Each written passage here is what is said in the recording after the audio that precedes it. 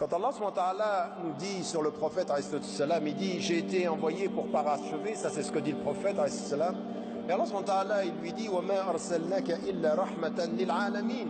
Tu as une miséricorde, mais pas simplement pour les musulmans. Mais pourquoi est-ce qu'il a une miséricorde sur les mondes s'il était venu pour les musulmans?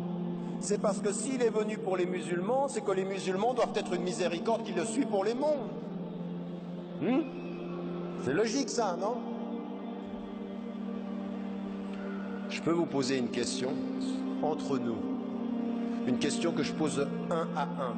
Vous la prenez pour vous, chacun pour vous là dans cette salle, dans votre entourage, pas simplement l'entourage musulman, mais déjà dans l'entourage musulman, dans votre famille, dans votre communauté, mais regardez un peu plus loin, dans votre entourage, des femmes et des hommes qui ne connaissent pas votre religion ou qui vivent à côté de vous. Qui dans votre entourage? Quelle femme, quel homme qui n'est pas musulman et qui est français et qui vit ici? Qui peut sentir? Qui a reçu? Qui a compris? Qui a senti? Qui a eu l'expérience que vous étiez une miséricorde et un don? Qui? Qui? Si Allah subhanahu wa ta'ala a dit وَمَا أَرْسَلْنَاكَ إِلَّا رَحْمَةً لِلْعَالَمِينَ, c'est que toi, tu es le guide de tous ceux qui viennent après.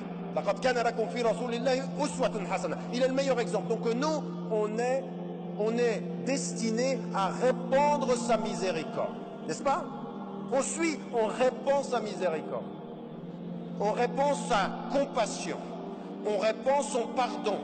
On répand sa générosité. On répand son service. Il est venu, il a parlé au plus grand des leaders et il servait le plus pauvre. Et c'était sa miséricorde. Parce qu'il était, lui, le prophète, quelqu'un qui appelait et qui appliquait, comme l'a dit son épouse. Ils ont cette compassion et cette miséricorde. Et puis, on est avec ceux qui nous attaquent, debout. Mais tous ceux qui sont autour de nous. Allah il ne vous interdit pas contre ceux qui ne vous laissent un tursitu ilayhim. Wal birr ici qui fait référence dans le verset, c'est quoi? C'est l'affection, c'est le don. En quoi êtes-vous une rahma pour la France? Avant de dire ils ne nous aiment pas, avant de dire ils ne nous comprennent pas, avant de dire tous des racistes, avant de dire on va leur montrer, avant de dire on va leur montrer, avant de dire on va leur montrer, la seule chose qu'on puisse d'abord dire, c'est qu'est-ce qu'on a donné. Ar-Rahma, c'est un don, le don. Et donc ça fait partie de notre présence digne, n'est-ce pas? Et chacun d'entre nous dans cette salle doit se poser la question, mais qu'est-ce que je t'apporte au fond? Avant de dire respecte-moi, aime-moi, c'est vrai, je suis marocain ou algérien, ou tunisien, allez on met tout le monde, hein, et égyptien, et turc, ou français, accepte-moi. Non, qu'est-ce qu'on donne? Qu'est-ce qu'on donne? Dans quel sens on est cette miséricorde-là et ce don? Parce que Ar-Rahma, c'est pas simplement la miséricorde, c'est la compassion, c'est le don, c'est le pardon, c'est la générosité, c'est l'affection, c'est la protection.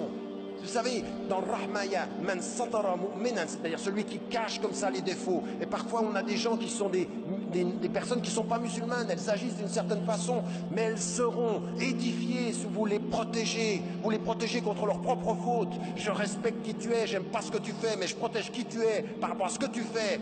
Et ça, c'est mon amour, et ça, c'est mon affection. Quand vous êtes dans cette situation-là, les gens, ils vous voient différemment. Vous n'êtes pas les juges de leurs différences, vous êtes les protecteurs et les amis de leur édification. C'est à ça que vous servez. Donc c'est à ça qu'on doit être si on suit le prophète, n'est-ce pas? Ça devrait être ça, ça devrait être notre combat. Et donc, cette dimension-là, elle est liée aux personnes de notre religion comme aux personnes des autres religions, et puis en particulier, elle est une dignité qui doit se présenter. Ne faites jamais en sorte Ne faites jamais en sorte qu'une femme ou un homme, dans votre entourage, parce qu'il est pauvre ou qu'elle est pauvre, perde sa dignité dans votre relation à elle. Préservez la dignité des pauvres. Et ça, c'est un message du Coran qui est très très important. Quand les gens lui disaient « Mais qui te suit? Il n'y a que les pauvres qui te suivent. » Et le prophète ﷺ n'a jamais fait en sorte que les pauvres perdent leur dignité. Ils sont pauvres, c'est une situation sociale, on les aide, mais toujours avec la dignité, toujours avec le respect de ce qu'ils sont.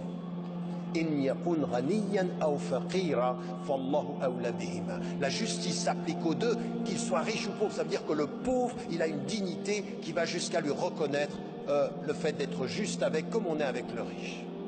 Ça, c'est une des façons pour nous de comprendre notre religion.